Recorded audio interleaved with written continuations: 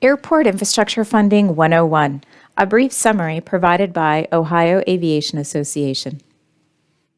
Have you ever wondered how your community's airport infrastructure is funded or financed? This presentation explains how most publicly owned public-use airports typically fund and/or finance infrastructure. This presentation will cover the federal funding and state of Ohio funding only. Keep in mind the old adage of, you've seen one airport, you've seen one airport. It really does apply, as each community may view investments into their local airport different than the next. A brief history of airport funding. Post-World War II, the Federal Aid to Airport, FAP, was authorized by the Federal Airport Act of 1946 and drew its funding from the General Fund of the U.S. Treasury. In 1970, a more comprehensive funding program for both planning and development began with passage of the Airport and Airway Development Act of 1970, which also established the Airport and Airway Trust Fund, the AATF. The current program, known as the Airport Improvement Program, or AIP, was established by the Airport and Airway Improvement Act of 1982. In the 1980s and 90s, it was amended several times, but the general structure remained the same. Funds obligated for the AIP continue to be drawn from the AATF and fund improvements at eligible U.S. airports, and it supports the federal airway system. So the next question one might ask is, where exactly do the trust fund revenues come from? In summary, user fees. The airport and airway system is funded by those who use it. This pie chart quickly identifies the largest revenues. As you can see, the transportation of persons, in blue, is the largest source of tax revenue, followed by the use of international air facilities, in green. Smaller revenue sources include the transportation of property and aviation fuel. This slide details the excise tax revenue sources and the most current rates. We'll now provide you a simplified depiction of the various funding programs of AIP. Entitlement funds, shown in blue, are first apportioned by formula to specific airports or types of airports. These entitlement funds are divided into 4 categories: primary airports, cargo airports, Alaska supplemental, and general aviation airports. General aviation airport entitlements are further divided into non-primary entitlements and state apportionments. Each category distributes AIP funds by a different formula. In addition, the FAA must account for protection of any rolled over apportionments or entitlements, which can be held for up to 4 years. Discretionary funding, shown in orange, includes funding that was not distributed under the apportioned entitlements, as well as the AIP funds that are given back by large and medium hub airports which impose a passenger facility charge. We'll talk a little bit more about the passenger facility charge later. Allocations of discretionary funds are first subject to 3 set-asides. There are separate set-asides for airport environment and noise programs, military airport programs, and reliever airports. After the set-asides are accounted for, any remaining discretionary funding goes to the capacity, safety, security, and noise projects, as well as the Small Airports Fund program. And finally, any money remaining after that is considered true discretionary. True discretionary may be used for any eligible project at any eligible airport. Shown here is a pie chart depicting the typical AIP grant program distribution, but this does vary each year.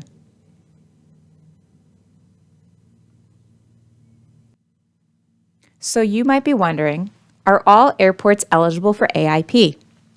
No. Currently, there are about 19,400 airports, which include heliports and seaplane bases, in the United States.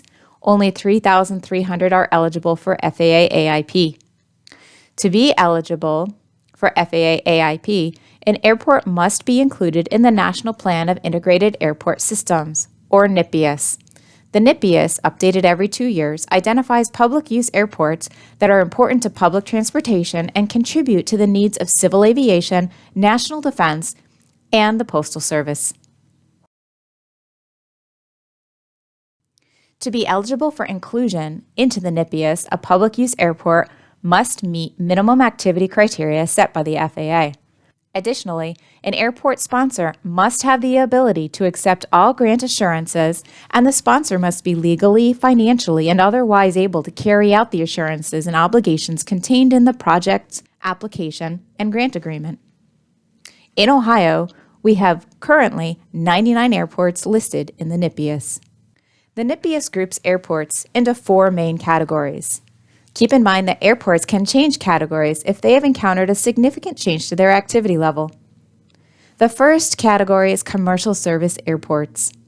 Commercial service airports are publicly owned airports with at least 2,500 annual enplanements and scheduled air carrier service. If a commercial service airport receives more than 10,000 annual enplanements, it's considered a primary airport. If a commercial service airport receives between 2,500 and 10,000 annual enplanements, it's considered a non-primary airport. In Ohio, we do not have any large hub primary airports.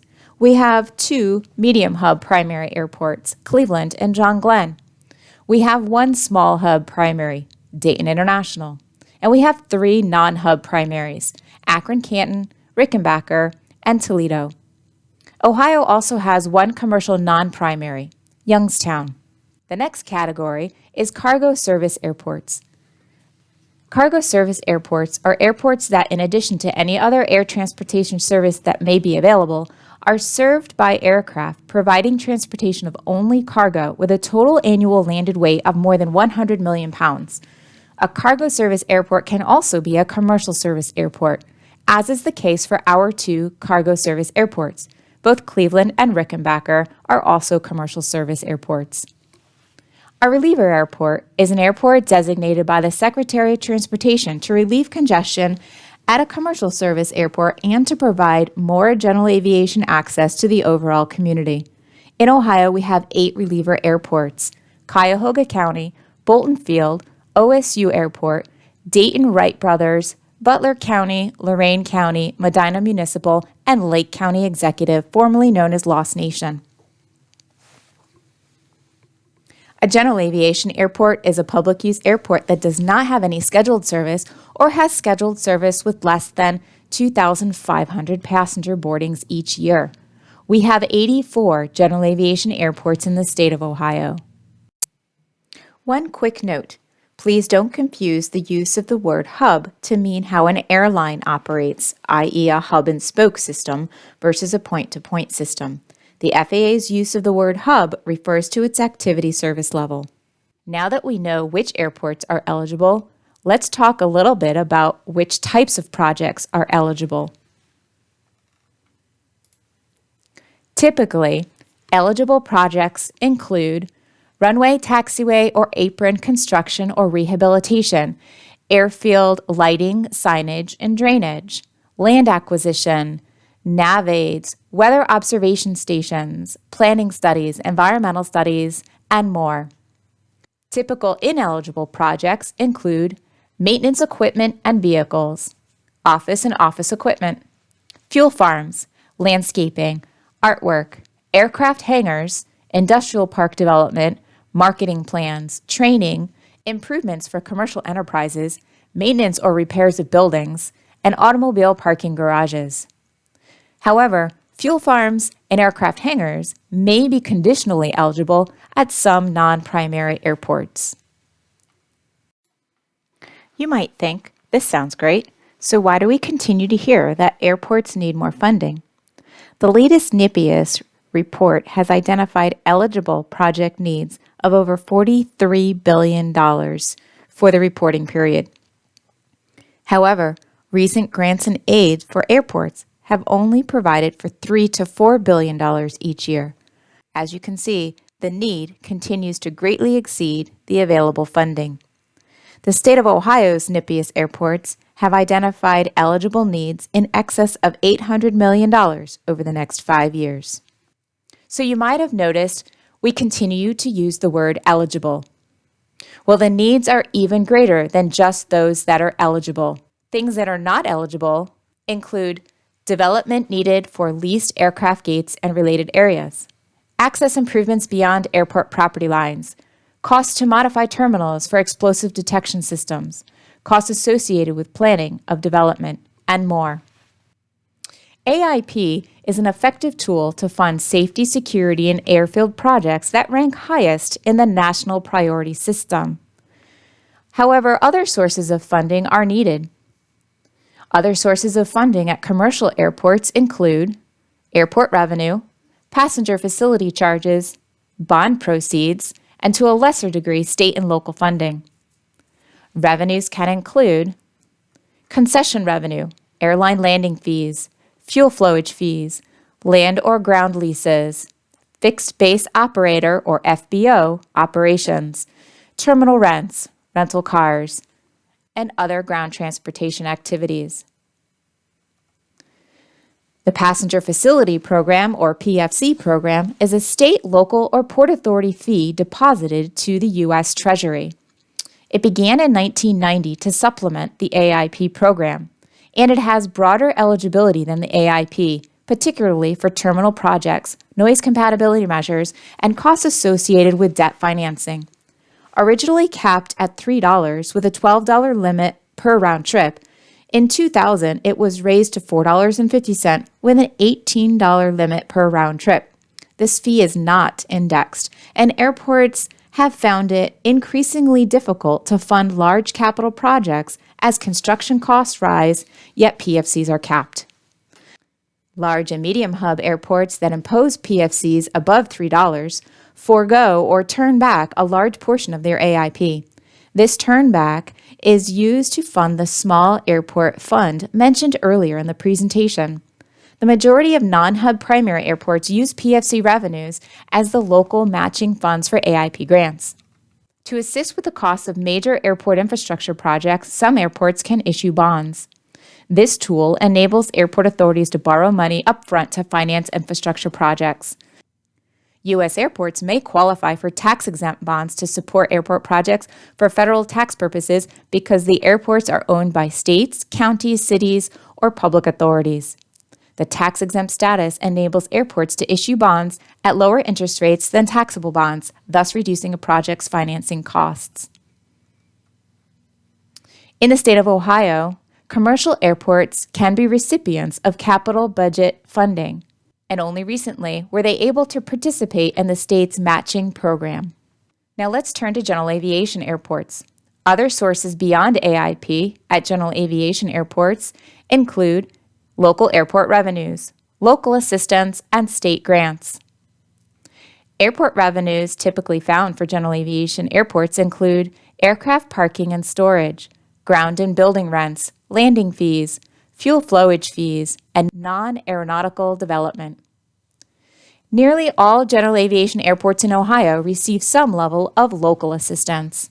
Local communities recognize the importance of having an airport as an economic development tool and offer support. This support can help offset operation costs and or assist in paying the required local match for any federal or state grants. In Ohio, there are two distinct grant programs, both of which are restricted in eligibility similar to AIP. The first program is the Matching State Grant Program.